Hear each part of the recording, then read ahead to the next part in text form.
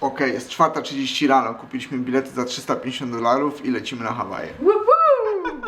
Urodziny Moniki świętujemy pośród pięknej natury.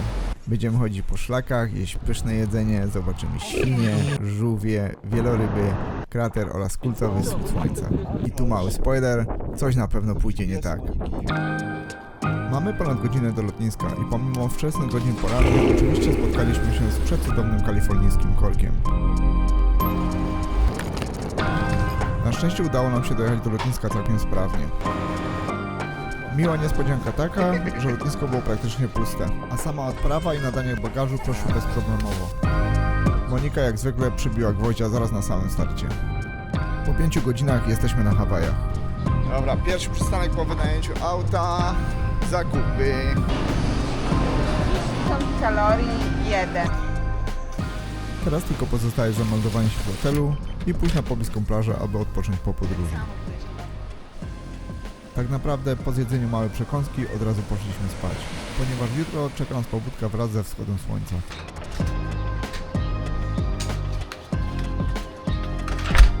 Przecudowne poranne niebo przywitało nas różowymi barwami. Monika robi się na bóstwo, a tęcza pojawia się na horyzoncie. No i niestety przed samym celem dorwał nas okrutny deszcz. Jednak nie zmieniło to naszego nastroju, bo wiedzieliśmy, że za chwilę zobaczymy szczęście w czystej postaci. Zostaliśmy bardzo ciepło przywitani w jedynym na wyspie sanktuarium dla świn.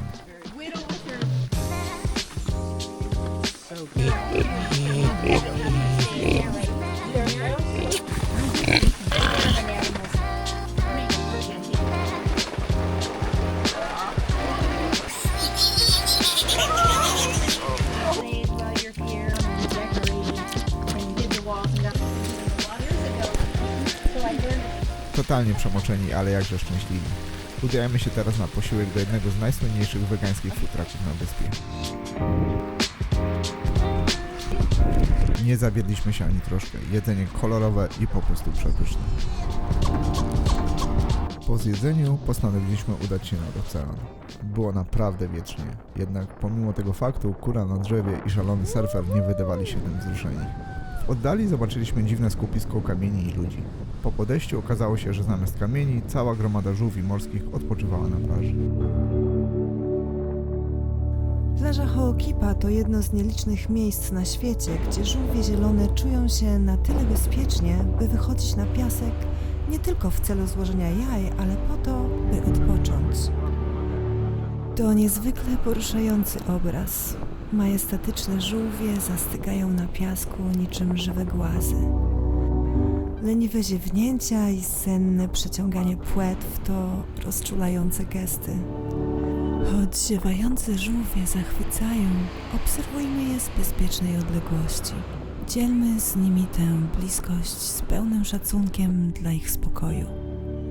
Honu są pod ścisłą ochroną i na szczęście na Hawajach obowiązują jedne z najsurowszych przepisów ochrony żółwi, a za brak szacunku wobec nich grożą dotkliwe kary. W drodze do kolejnego miejsca zauważyliśmy lokalny stragan z owocami. Postanowiliśmy się zatrzymać i zrobić małe zakupy. Okej. Ten chyba będzie dojrzały. Bierzemy tego jednego. Okej, weźmy to. Rzadko można dostać świeżo wyciskany sok z trzciny cukrowej i tej okazji nie mogłam przegapić. Soczek. Część zakupów od razu pożarliśmy w samochodzie. Annona muricata. Flaszowiec miękkociernisty. Owoc o smaku gumy do życia. Donaldówka. Owoc znany w Polsce pod nazwą graviola lub guanabana. Dojechaliśmy do kolejnego miejsca. Tutaj mamy zobaczyć podwójne wodospady. Aby dotrzeć na miejsce, trzeba przejść krótki szlak. W drodze natomiast Monika wypatrzyła w rzece liczne owoce marakui. Passiflora edulis, męczennica jadalna. Ciekawe skąd przypłynęły.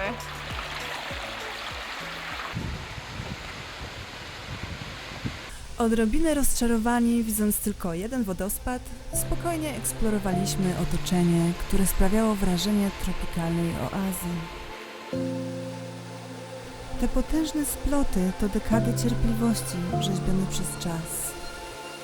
Natura nigdzie się nie spieszy, a jednak ze wszystkim zdąży.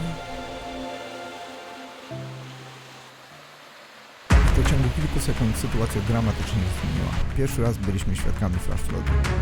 Takie okoliczności są bardzo niebezpieczne, ponieważ woda porusza się z dużą prędkością i zmienia się w ciężką masę terenującą. Elementy niesione przez wodę to ostre gałęzie, połamane drzewa, ciężkie kamienie, osady i muł. W starciu z taką mieszanką człowiek nie ma szans. W samych Stanach Zjednoczonych wskutek błyskawicznych powodzi ginie średnio 125 osób rocznie. Z bezpiecznej odległości podziwialiśmy już teraz 2 wodospady. Park automatycznie został zamknięty, a my podążyliśmy w dalszą drogę.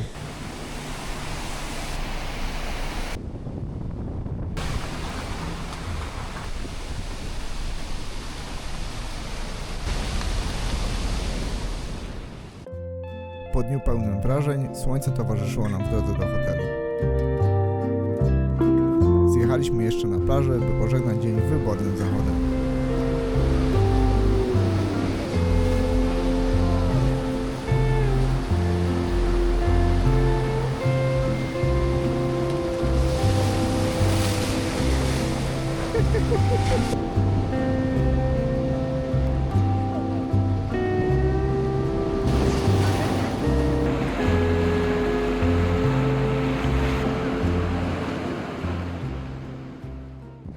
Dzień trzeci zaczynamy od zdrowego śniadania w AA Roots w Lahaina.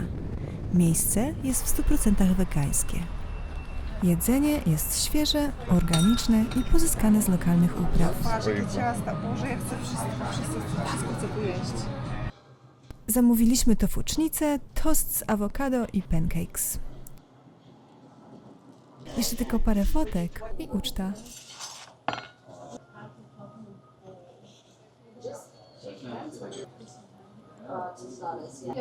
Smoothies later. Okay, got it.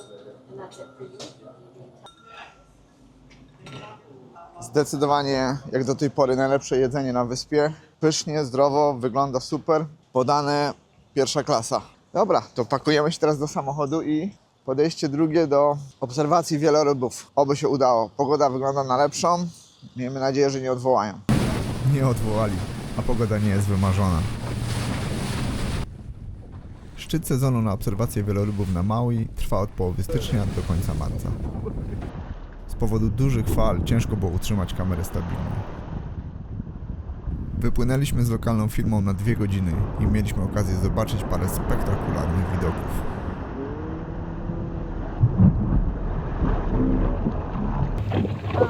The deeper you get in the water, the colder the water is. Wracamy na ląd, gdzie przez całkowity przypadek znaleźliśmy kolejny kawałek raju. Przypadkowo odkryty raj, gdzie czas płynie wolniej, a szept rzeki i ramiona potężnych drzew dają schronienie przed światem. Właśnie w takiej dzikiej ciszy, z dala od zgiełku i tłumów, najpiękniej obcuje się z naturą. Cudowne, odizolowane miejsce.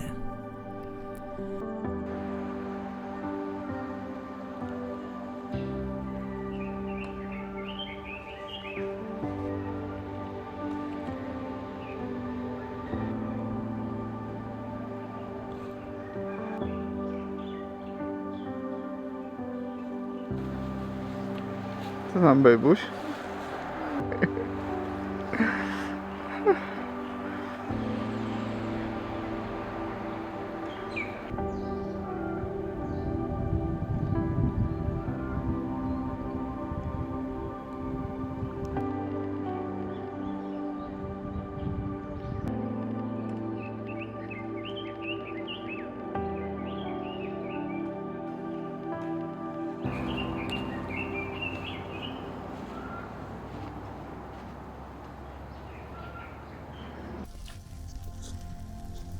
Czasem trzeba po prostu zniknąć w naturze, odłączyć się od świata, spędzić tu dłuższą chwilę i bez pośpiechu odkrywać ukryte ścieżki. Gdzieś na horyzoncie gęstwiny wyrasta zielony olbrzym. To monumentalny figowiec tkający swój własny ukryty świat.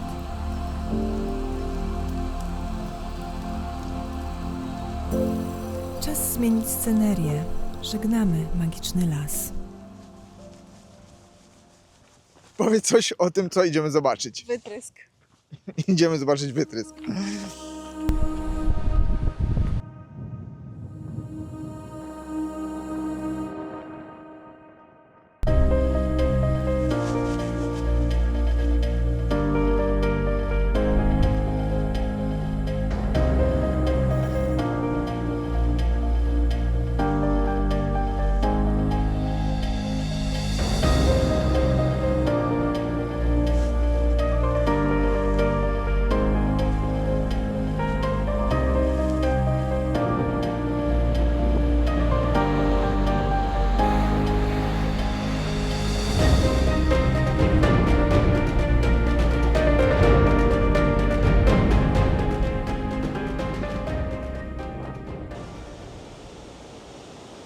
No krajobraz niesamowity.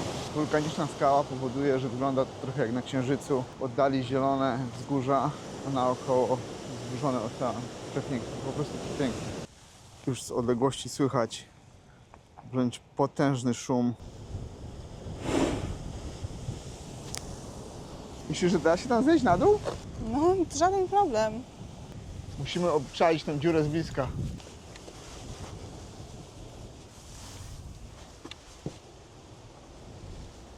Czad?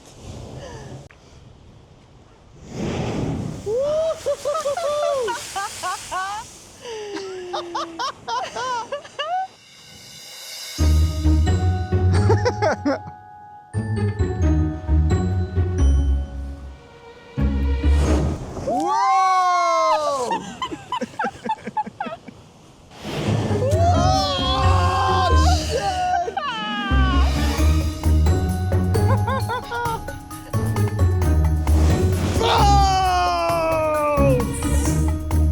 Zdecydowanie ta dziura tryska. Wow!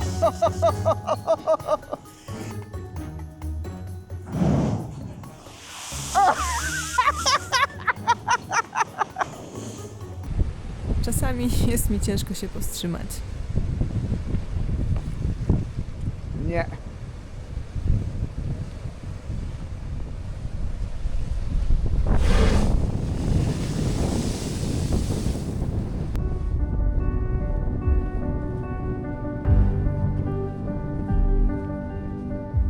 No to jest jak z Księżyca ten krajobraz. Bo uważaj tam, baby.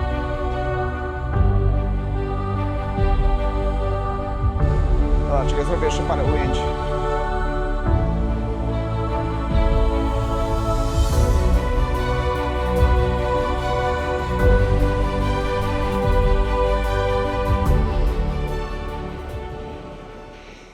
Wracamy do samochodu, totalnie przemoczeni, ale szczęśliwi. Super. Eleganckie miejsce, naprawdę super. Kolejny odcinek trasy biegnie przez drogę do Hana.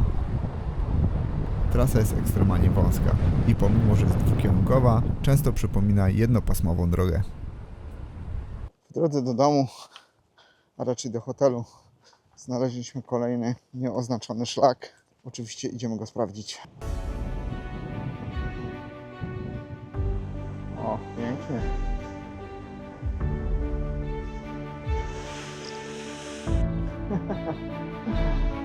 Przepięknie, natura jest przecudowna.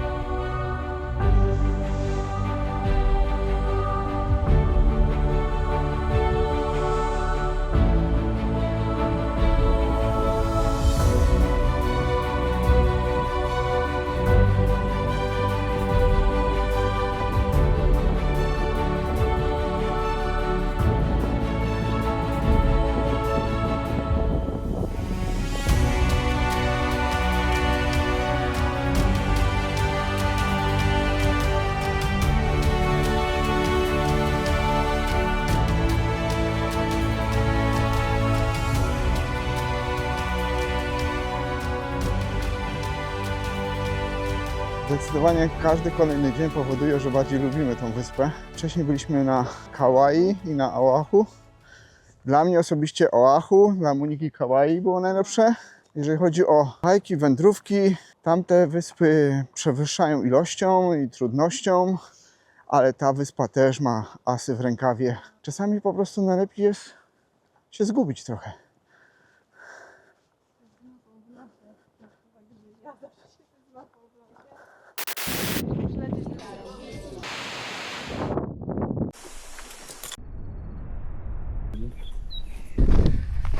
Jest. Pikuś.